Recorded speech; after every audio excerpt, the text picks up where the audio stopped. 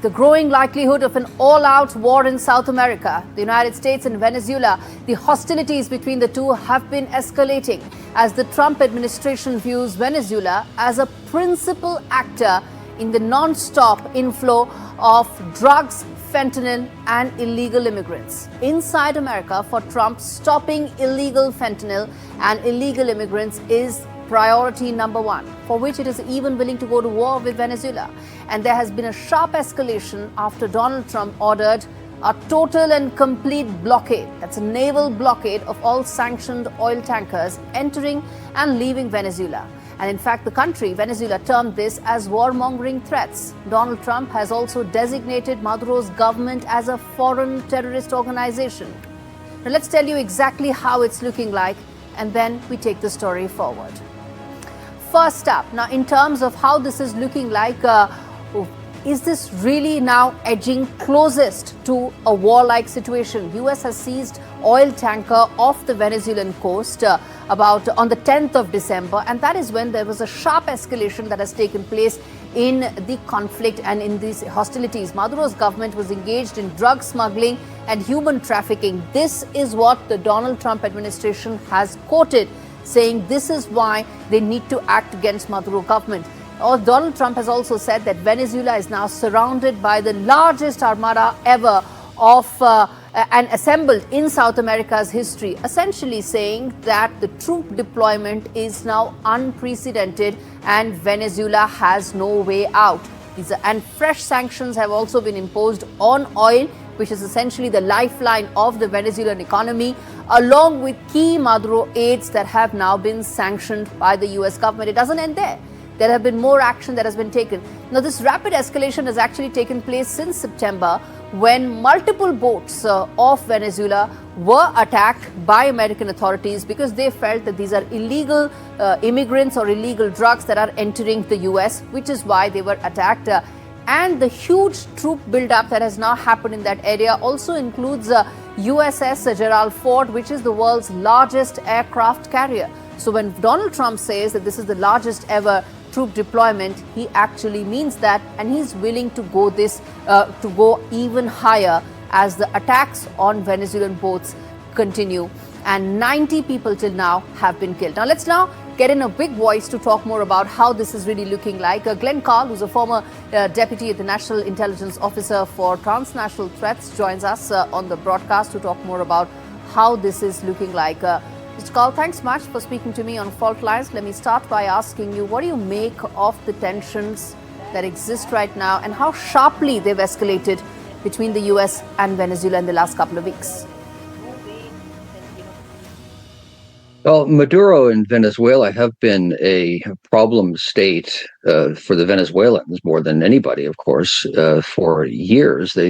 He's taken a vibrant democracy with a pretty successful economy 20 or 25 years ago and turned it into just a terrible place economically, socially, politically.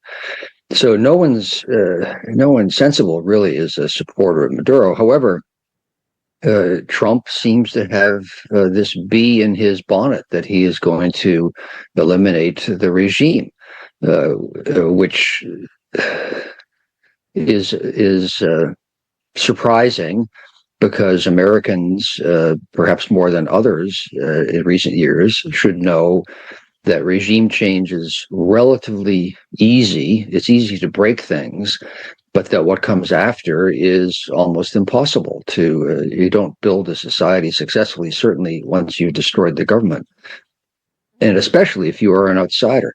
So it is surprising to me and to most people, but he has this objective, it seems, to change the government in Venezuela.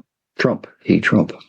All right. So we told our viewers about some of the comments that Donald Trump has made in the last 1 week or so. Do you see them as warmongering, or do you see this as a real possibility of escalating into a full-fledged military conflict? Well, I don't think that Maduro will go gently into that good night. So the the likelihood of military clash is certainly growing and high. I think it is easier to overthrow a government actually without using the military than by using one.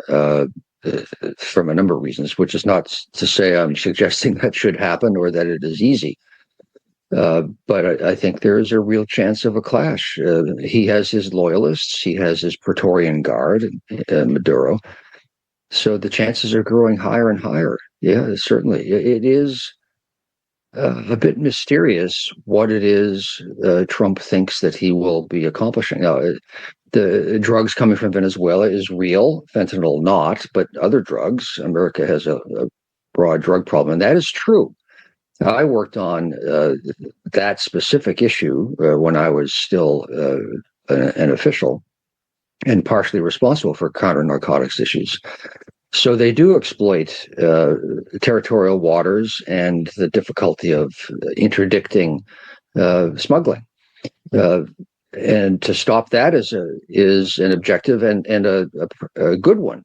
Not necessarily by using military force, which raises all sorts of issues. There's probably a war crime the way it's been done. But beyond the drug issue, and then an altruistic sympathy for the Venezuelan people, which is nice, but that shouldn't drive a policy necessarily. All right. It's a mystery as to what it is Trump thinks that he is really out to accomplish. But let's talk about de-escalation. How is it that de-escalation can happen? Because as things stand right now, it's extremely volatile. Yeah, I think that's a very good question, which means that I don't know the answer to it, actually. What is Trump seeking to achieve? Is it the removal of Maduro? Well, Maduro says he won't go. Is the stop of the drug trafficking? I don't believe that the government could do that. It could do a lot better.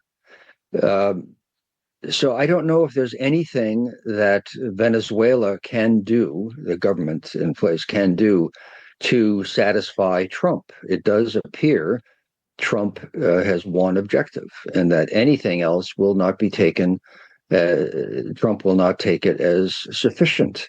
It is fuzzy what Trump seeks to be pursuing or accomplishing, except that no intermediate step other than Maduro leaving appears to be that it would be satisfactory. But it is a mystery because what would replace the government, and what would the United States do, and what is the United States actually even seeking? It is, frankly, to me, fuzzy, if not incoherent. It seems to be Trump likes to appear strong, and Venezuela is an easy target compared to China or Russia, or solving global economic growth issues or global warming, an existential problem which Trump doesn't understand and denies because he denied it once before, and so now that's all he will ever say. Venezuela is easy, quote unquote, compared to all of those things. So what you're saying is this could actually be as much about image and PR as it is about ensuring that the problems in Venezuela are fixed. I'm going to leave it there, Glenn Carle. Thanks much for speaking to us on Faultlines. Well, if you take off your blinkers, viewers, targeting Venezuela's oil is actually going for the jugular. And Donald Trump knows that. Venezuela has the world's largest oil deposits, and its oil sector is its biggest economic driver. Add to it America's eagerness to have a regime that is more favorably disposed to it. In fact, this is a foreign policy goal that Donald Trump shares with his predecessor, Joe Biden. He had even doubled the bounty on Maduro's head.